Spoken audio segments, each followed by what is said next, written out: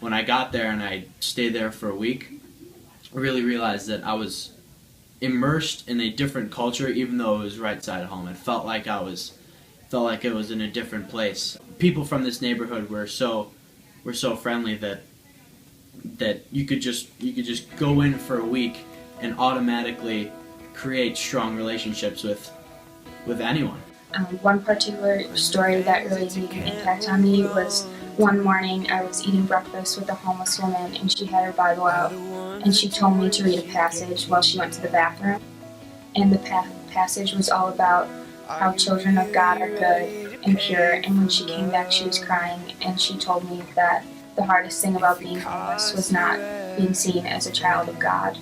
I think eating breakfast with that woman that morning made her feel a sense of value, and if you have the opportunity to do that, then you should take advantage of that, and summer service is one of those opportunities.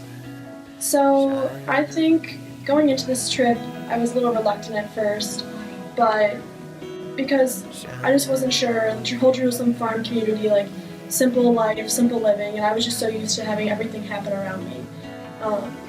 And living in like a world with so many distractions from technology, it was really hard for me to not be so dependent on my phone, like kind of separate myself away from technology. But once I did that, I felt like I could talk to people so much more. I felt like I could open myself up more, and I didn't even need the phone. I didn't even think about it. When I got in the car on the way home, I was like, I don't want this. I don't want my phone. I want to live. I want to create a better sense of community between me and all the people around me, because I felt like I was missing a great part of like how we're all connected in this world and how the earth is so like amazing. And even though we were in Kansas City, Missouri, which was kind of like in the middle of nowhere, I just kind of learned to appreciate the beauty around me and appreciate the gifts that God has given me, and appreciate and learn more about myself and what I liked, and I tried taking that back with me to Chicago. So I think the childhood, or the thing I took away from Loaves and Fishes was like the childhood innocence that all the kids had, and that's something that I think I and a lot of other kids that went with me on the trip didn't also have, that kind of childhood innocence, because we're so used to wanting to become adults and go to college and stuff.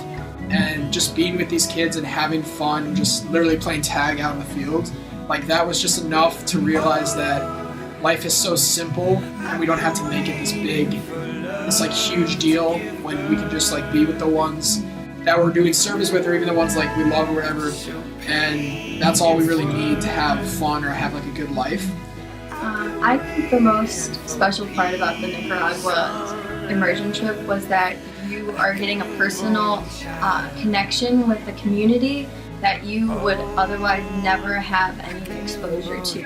The best relationship I think we got was with the woman Nora, who she worked in the house with us, and she cooked us meals, and every day she sat with us at dinner. Even though she didn't understand English, she didn't understand our conversation, she even welcomed us into her home and showed us where she makes the coffee in her backyard, and it was so incredible. She called us her kids, and she just like created this amazing bond between us. When we all went on our service trip, everyone in our group was kind of like nervous that it was going to be in Chicago, because they have lived in Chicago their whole lives, and they've like never seen outside of like their own neighborhood. And I think that's what made the experience so awesome, is because when we went there, it was something completely different than what we've ever seen, and it really got you out of your bubble.